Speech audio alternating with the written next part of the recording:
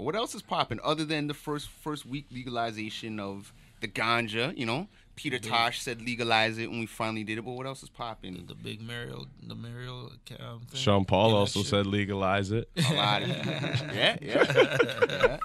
He's a pioneer. The pioneer. Yo, let's make some fucking tap water cheers for Sean Paul right now. You know what I'm saying? I'm really concerned with this cloudy water you guys are drinking. Yeah, I know. Listen. Oh, man. From the That's hood. like, I feel like know, Jim Jones is like over there behind the walls in the pipes, like you know those drink packets the you can buy from the Kool-Aid. store and pour into your water. Yeah. The Mio. Nah, You know guys what? have that now. Yo, do you know what a genius idea would be? They should Yeah. do like Brita in a packet, like a powder you just pour into your water and it like acts Cleans like it up? yeah. Oh, That should that'd be be dope. horrible for you, but they should do that. That would be dope. There, we just gave an idea away. So Dragon's cuz? Den, Yeah, so do it. yeah. Yeah, that Do would it. be dope, man. But when it comes to That's you know simple. what I'm saying? when it comes to this shitty water, man, you know, from the hood, I grew up in metro housing. Sometimes you gotta drink shitty water. What can I say? At Most least of the at time I home you drink can Brita boil now, like but the shit out of it though, and then let it cool. distill your own water. Nah, I feel you. That's the hoodest shit in the world. Yeah. You're boiling your water and let it get cold. It's like, Well, I'm gonna enjoy. come on, this, man, get a this Brita nasty filter. ass tap water.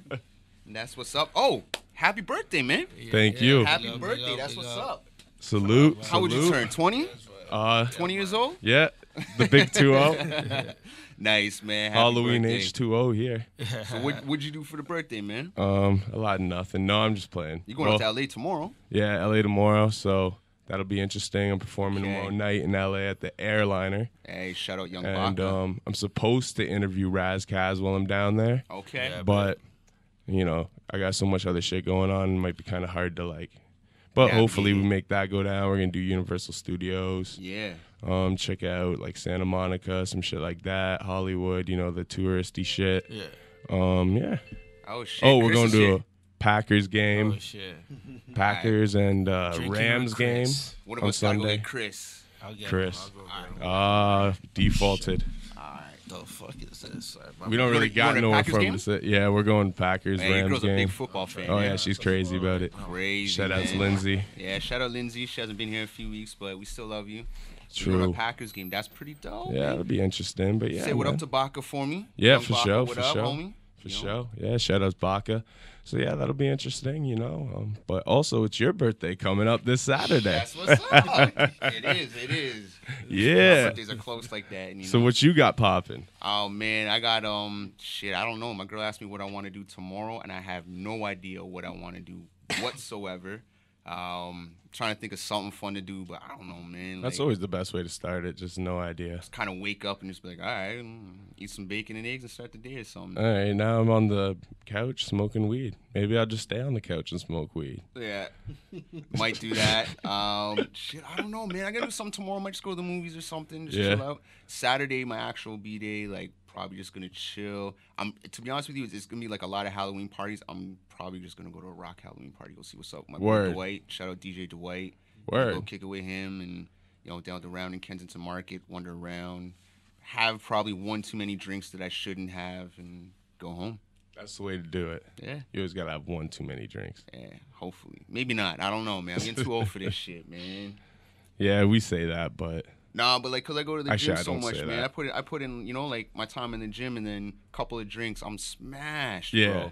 bro. Like a few years back, I could throw down like pitchers, you know what I mean, and I'll be good. Now it's like, Ouch. 2 tall cans and I'm done. two tall Smash. cans. 2 tall cans and I'm ready to tap out. Yo, just talk a little closer to the mic. Oh, shit. Sorry about that. There you go. Cause I got you cranked up, but I just don't want it to peak when we say something that really gets Dustin laughing. Yeah, Yo, Dustin, All right. Dustin laughs the least on the show.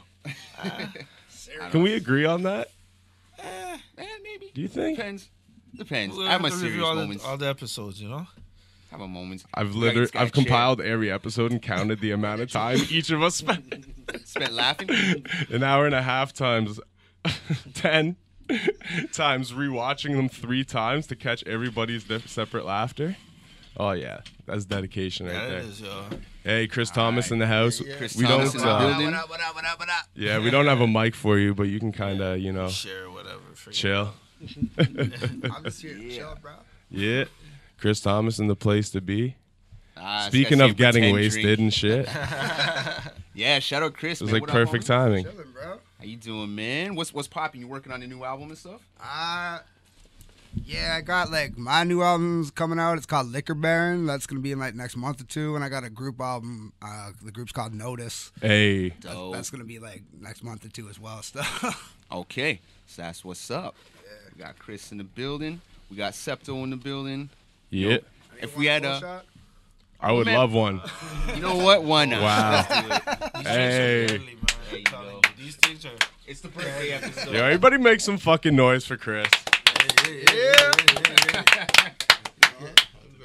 Thank you, sir. Thank you, sir. Hey. All right, we do some cold shots. So y'all been drinking that water for no reason, and basically. I know, we're drinking fucking. Oh yeah, it's your birthday. Yeah, it was. That's right. Cheers. Cheers to birthday. Maloney. Hells yeah. Drinks all around.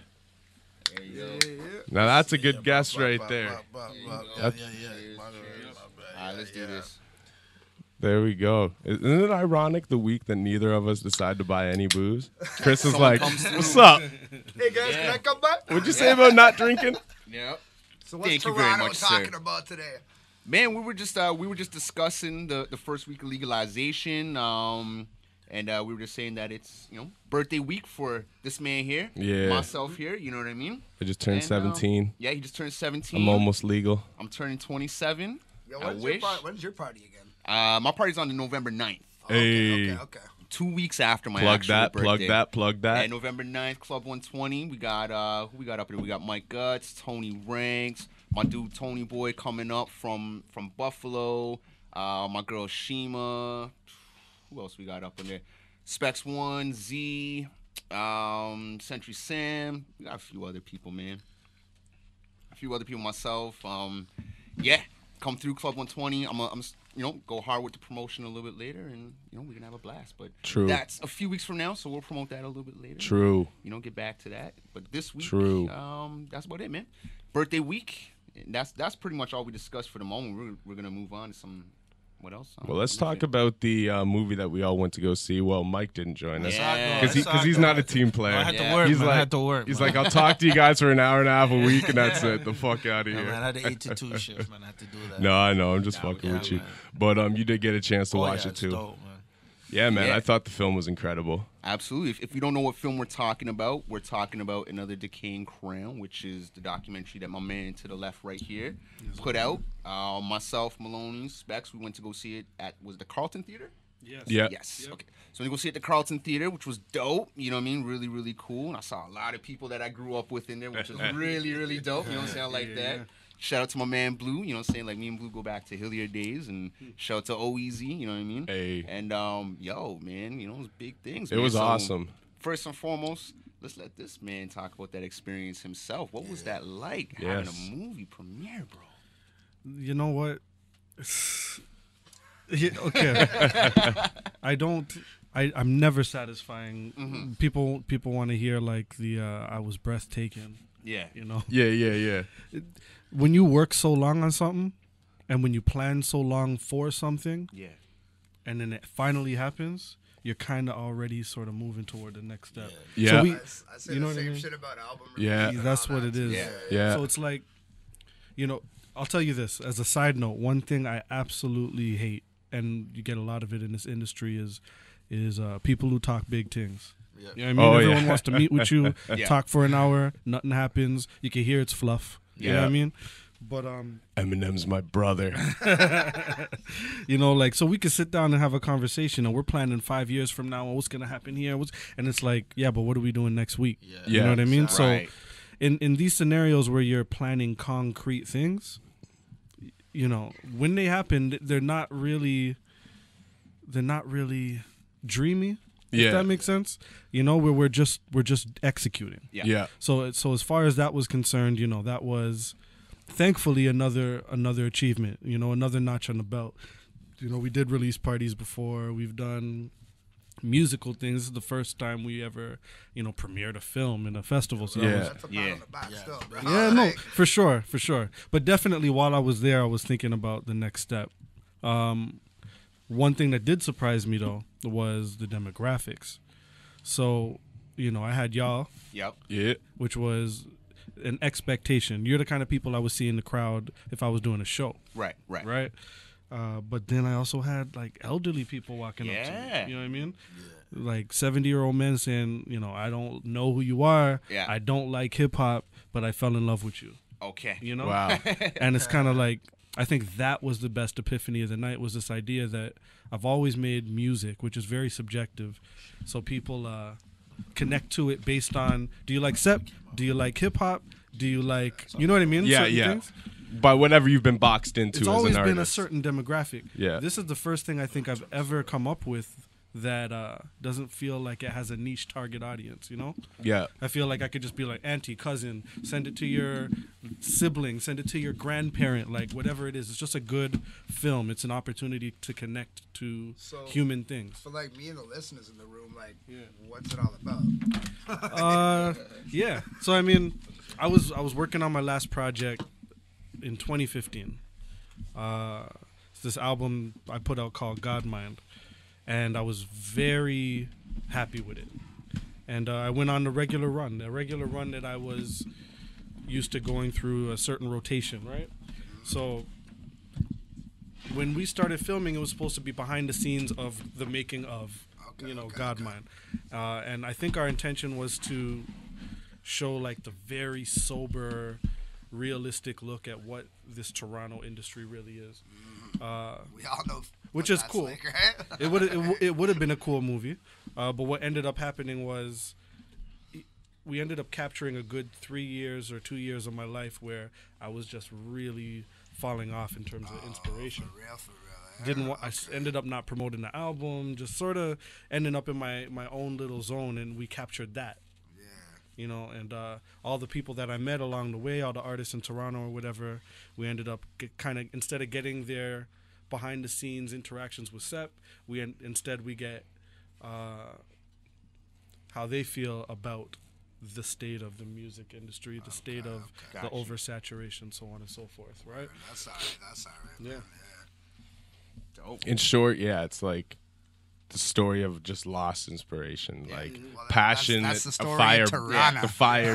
Yeah, but the demographics was really dope. Like seeing that demographics, like you were saying, because I remember going in, trying to survey. I was personally hoping to see a little bit more representatives from the Toronto The community, hip-hop scene. Yeah, the ones that should have been there, they were there. But I was hoping to see, just a little bit more camaraderie, and I posted up about that a little bit the next day. But I was very, very interested in seeing, like you said, there was a few elderly white people. They were there, and they were taking it in, and I think they were there because, it was like, hey, what is this, a documentary? And they're into that type of film, and you know what I mean? And they were there to see it, and, just to see the reception afterwards, and just outside of people taking pictures and see that. It was dope to, see that, because I know as a hip-hop fan, same thing. Sometimes you can't always show somebody what you did, because to them, or you might feel like they might take it as vulgar, or they might take it a certain way, and you have a certain respect, or they're an elder, so you don't want to show them per se that side of you, or that's you know what I mean, like that's just what hip hop is.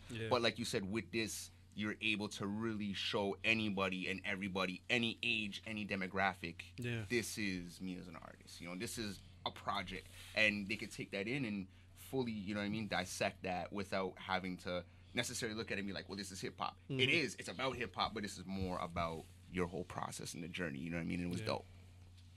So demographics was cool to see that, man. Yeah, so that was the biggest standout, man, to be honest. But most of the time we were just thinking of phase 2. What's phase 2? You know what I mean? What's next? So like, how'd you end up getting it into the theaters, and like what made the process from it's gonna be a documentary on my album to it's a documentary on this is what the downside is like, kind of thing. Like, how did you go from that to that sort of thing?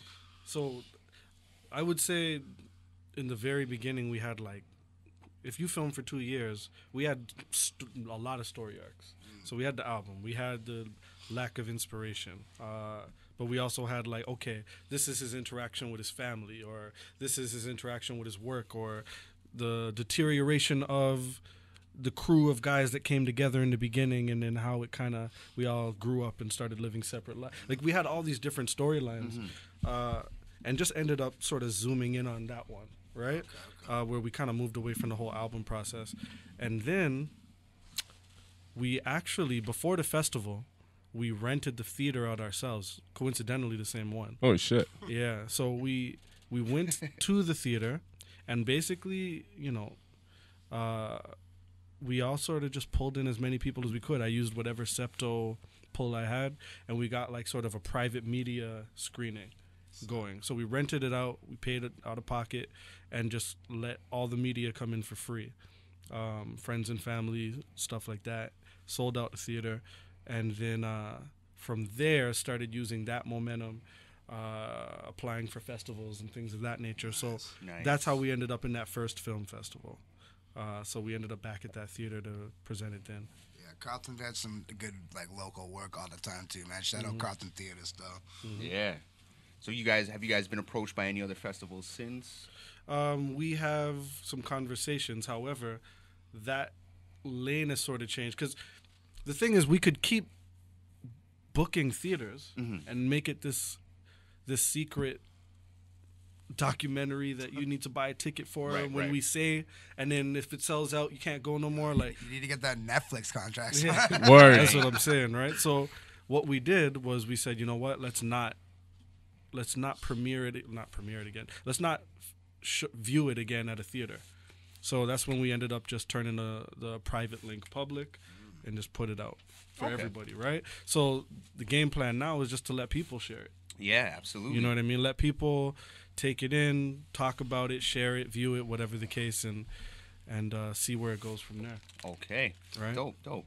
I like that approach. Like, it's something I could see, you know what I mean, on the Movie Network or Super Channel. One of those channels, because they need content. They have to play Canadian content. If I'm not mistaken, Movie Network, one of the channels is specifically like a documentary channel or Canadian channel. So, yeah, so I could see, I mean, I hope that these guys, view this content and say, hey, this is good enough. We should put this on our platform and really approach you guys. Do you have it up on Hip Hop Canada as of right now? It is on Hip Hop Canada. It's actually on a few blogs. Okay. So we did an interview with Hip Hop Canada, and they ended up premiering it when we decided, like, okay, so when is your next viewing? Yeah. And we said, you know what? We're just going to put it live. So we premiered it on Hip Hop Canada. Now you can find it anywhere. Okay. Right? So whatever hip hop blogs or whatever that picked it up, it's on there. But the easy place to go is SepTo.ca. Yep. And the whole movie is just sitting right there. Okay, word. So, to your point, it would be nice to get global distribution. But right now, it's really all about the people. We put out a press release and just said, listen, we're servants. Like when the 2 times we premiered the film in the theater, same question came up, which is, how do you navigate making a film about the oversaturation of a market and the loss of this intangible thing in an art form, and then simultaneously do the exact same things that are adding to the oversaturation. Yeah. Right? So the only way to navigate that is to not hold it like it's a product. Yeah. The only, you know what I mean, is to not continue to, okay, I'm selling tickets again. Yeah. Come see the secret thing that everyone's talking about. We just said, you know what? This is, first of all, it's a dated message. It's 2015. Yeah. Right? It's a very specific pocket in time. We don't want it to become irrelevant. We don't want the message to run out. Yeah. We don't want it to dissipate. So if it's important now, then let the people have it now. And, instead of currency, money as a currency, we're just hoping that, people, if they enjoy it, that they spread it. Yeah. And that's it. You know what I mean? And if it's going to become something global, any sort of successful global work of art, then it's going to be because the people locally decided to throw this thing everywhere, right?